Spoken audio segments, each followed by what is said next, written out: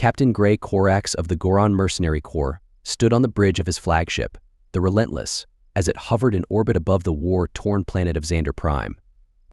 The Galactic Council had contracted his unit to assist in quelling the rebellion that had erupted on the planet's surface, threatening to destabilize the entire sector. As Gray surveyed the tactical display, his second-in-command, Lieutenant Rexer, approached with a concerned expression on his reptilian face. "Captain, our scouts have reported an unexpected development. It appears that the rebels have hired a group of human special operations units to bolster their forces." Gray's eyes narrowed at the mention of humans. He had heard stories of their prowess in battle but had never encountered them firsthand. "What do we know about these humans?" he asked, his voice a low growl. Rexer consulted his datapad. "Not much, sir. They're a relatively new player on the galactic stage, but from what we've gathered, they're highly skilled warriors with advanced technology and unconventional tactics." Gray pondered this information for a moment. "No matter," he said finally. "We have our orders. Prepare the troops for planetfall. We'll crush these rebels and their human allies alike." As the Relentless descended through Xander Prime's atmosphere, Gray couldn't shake the feeling of unease that had settled in his gut. He had faced countless foes in his long career as a mercenary, but something about these humans made him wary. The dropships touched down on the outskirts of the capital city, disgorging hundreds of heavily armed Goron warriors. They formed up into tight formations, their weapons at the ready as they advanced towards the rebel stronghold. Suddenly, all hell broke loose. Explosions ripped through the Goron ranks as hidden mines detonated beneath their feet. Sniper fire rained down from the surrounding buildings, picking off officers and heavy weapon specialists with uncanny precision. Grob barked orders into his communicator, trying to rally his troops, but it was chaos. The humans had laid a perfect ambush, exploiting every weakness in the Goron battle plan. As he dove for cover behind a burnt-out hover tank, Gray caught a glimpse of the enemy. They were clad in sleek black armor, their faces obscured by polarized visors. They moved with a fluid grace that was almost hypnotic, weaving through the urban landscape like ghosts. One of the humans broke from cover, sprinting towards a group of Goron soldiers who were pinned down by heavy fire. With a blur of motion, he leapt into their midst, his blade flashing in the dim light. In seconds, a dozen Goron warriors lay dead at his feet, their blood staining the rubble-strewn street. Gray felt a chill run down his spine as he watched the human work. There was something terrifying about their efficiency, their utter lack of fear in the face of overwhelming odds.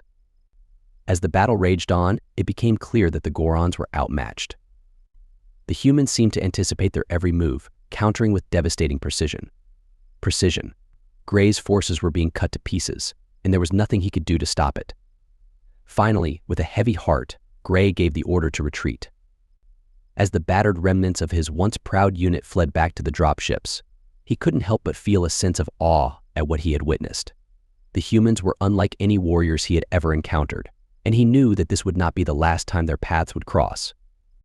In the weeks that followed the disastrous battle on Xander Prime, Gray Korax found himself haunted by the memory of the human special operations units.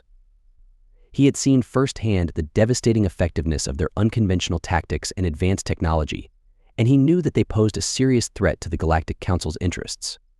As he pored over intelligence reports and after-action analyses, Gray began to formulate a plan. If the Grogan Mercenary Corps couldn't beat the humans in a straight-up fight, perhaps they could outmaneuver them instead. He called a meeting of his top officers and laid out his proposal. "We know that the humans are working with the rebels on Xander Prime," he said, his voice low and intense. "But what if we could turn that alliance against them?" Rexer, his second-in-command, looked skeptical. "How do you propose we do that, sir?" Gray leaned forward, his eyes gleaming with a predatory light. "We infiltrate the rebel ranks," he said. "We send in a team of our best operatives disguised as human mercenaries. They'll gain the rebels' trust, gather intelligence on their plans and capabilities, and when the time is right, they'll strike from within." There was a moment of stunned silence as the officers processed this audacious plan. Finally, one of them spoke up. "It's a risky gambit, sir. If our operatives are discovered, they'll be killed on the spot." Gray nodded grimly. "I know, but we have to try. The humans are too dangerous to be left unchecked. If we can't beat them on the battlefield, we'll have to beat them at their own game." And so the plan was set in motion. A team of Grogan operatives, handpicked by Gray himself, underwent extensive training to pass as human mercenaries. They studied human culture and language, learned to mimic their mannerisms and fighting styles. When they were ready, they infiltrated the rebel ranks on Xander Prime, posing as a group of disaffected human soldiers who had defected from the Galactic Council's forces. At first, the rebels were suspicious of these newcomers, but over time, the Grogan operatives proved their worth in battle and gained their trust. As they worked alongside the rebels, the Grogan operatives began to gather valuable intelligence on the human special operations units. They learned the locations of their bases, the names of their commanders, the details of their training and equipment. But as the weeks turned into months, something unexpected began to happen. The Grogan operatives found themselves growing to respect and even admire the humans they had been sent to destroy. They saw the depth of their loyalty to one another, the fierce determination with which they fought for their beliefs. Then, in a moment of crisis, everything changed. The rebels' base was attacked by a Galactic Council strike force, and the Goran operatives found themselves fighting side by side with the humans they had once considered their enemies. In the heat of battle, the lines between friend and foe blurred. The Goran operatives fought with a savage fury, their true nature revealed at last. When the smoke cleared, they stood shoulder to shoulder with the human warriors, their bond forged in the crucible of combat. Gray Corax watched from afar as his carefully laid plans unraveled. He had underestimated the humans, and now his own operatives had turned against him. But even as he cursed his failure, he couldn't help but feel a grudging respect for the warriors who had bested him. He knew that, in the end, it was not just their skills and technology that made the humans so formidable, it was their unbreakable spirit, their unwavering commitment to one another. And that was something that no amount of training or infiltration could ever hope to defeat. As the war on Xandar Prime reached its climax, Gray Corax found himself in a precarious position. His attempt to infiltrate the rebel ranks had backfired spectacularly, and now his own operatives had turned against him, fighting alongside the human special operations units they had once been sent to destroy. But Gray was not one to admit defeat easily. He had one final card to play, one last desperate gambit that could turn the tide of the war in his favor. He had always known that the humans were formidable warriors, with advanced technology and unconventional tactics that made them a force to be reckoned with. But he had also heard whispers of a secret weapon, a devastating new technology that could neutralize even the most powerful human soldiers. It was a risky move, but Gray was out of options. He called in every favor he had ever earned, pulled every string he could find, and finally managed to get his hands on the weapon. It was a small device, no larger than a human fist, but it was said to emit a pulse of energy that could disrupt the neural pathways of any organic being within its range. In theory, it could render even the most skilled human warrior helpless in a matter of seconds. Gray knew that he had to act quickly. The rebels were closing in on the capital city, and if they succeeded in taking control, the war would be lost. He gathered his remaining forces and prepared for one final assault. As the Grogan warriors advanced on the rebel positions, Gray activated the device. At first, nothing seemed to happen, but then, one by one, the human soldiers began to falter. They stumbled and fell, their limbs twitching uncontrollably as the pulse of energy washed over them. For a moment, it seemed as though Gray had finally found the key to victory.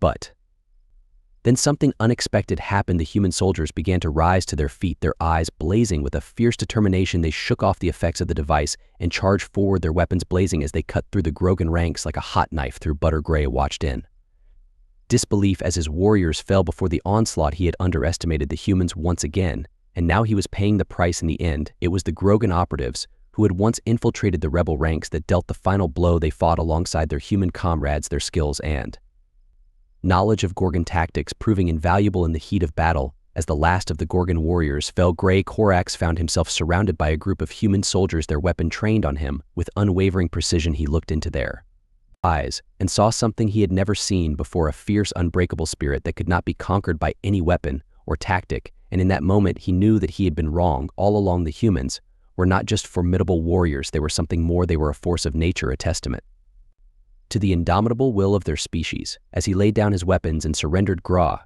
couldn't help but feel a sense of awe and respect for the warriors who had bested him, for he knew that he had witnessed something truly remarkable, the triumph of the human spirit over impossible odds. And as he was led away in chains, he knew that the galaxy would never be the same again, for the humans had proven themselves to be more than just soldiers and mercenaries. They were the future, and nothing could stand in their way in the aftermath of the human victory.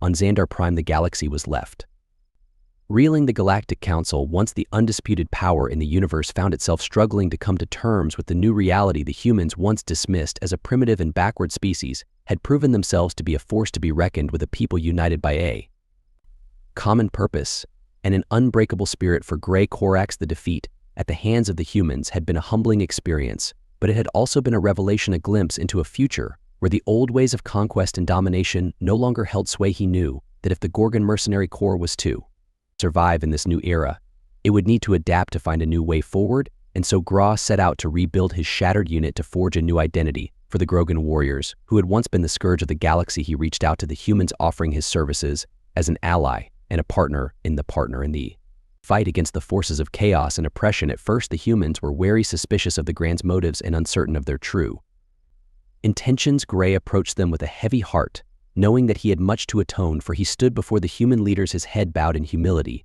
and spoke from the depths of his soul. "I know that we have been enemies in the past," he said, his voice thick with emotion. "I know that we have caused you great pain and suffering, but I also know that we have the power to change, to be better than we were before." He looked up, his eyes meeting those of the human commander, a man named Jace Archer.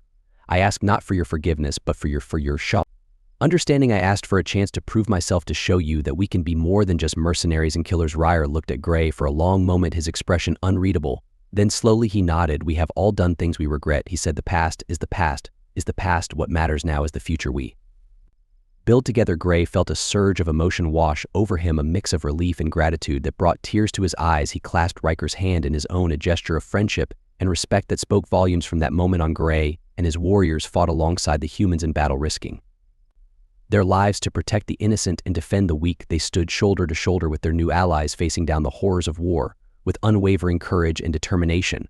And as the weeks turned into months, something remarkable began to happen. The humans and the Grogans began to forge a bond that went beyond mere alliance or convenience. They began to see each other as brothers and sisters, united by a common cause and a shared destiny. Gra Corax found himself spending long hours in the company of his human comrades. In the quiet moments between battles, they would gather around the campfire, sharing stories of their past and their hopes for the future. Gray listened intently as his fellow warriors spoke of their families back home, of the loved ones they fought to protect. He heard tales of courage and sacrifice, of ordinary people rising to extraordinary heights in the face of adversity. And as he listened, Gray began to feel a sense of kinship with these humans, a bond that went beyond mere alliance or convenience. He saw in them the same fierce determination, the same unbreakable spirit that had driven him to become a warrior in the first place. One night, as the stars twinkled overhead and the embers of the campfire glowed softly, Gray found himself opening up to his comrades in a way he never had before. He spoke of his own past, of the events that had shaped him into the man he was today.